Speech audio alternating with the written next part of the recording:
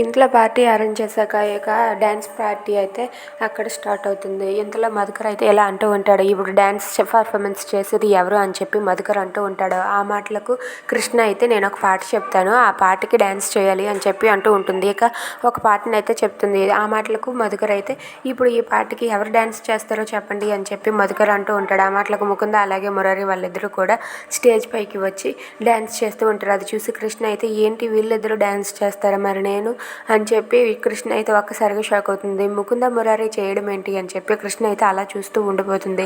ఇక వాళ్ళైతే సాంగ్ని ప్లే చేస్తారు, జల్ జల్ జలపాతం నువ్వు అని చెప్పి. ఆ పాటకైతే ముకుంద అలాగే మురారి వాళ్ళిద్దరూ కూడా డ్యాన్సింగ్ చేస్తూ ఉంటారు. అది చూసి ముకుంద అయితే చాలా హ్యాపీగా ఫీల్ అవుతూ ఉంటుంది.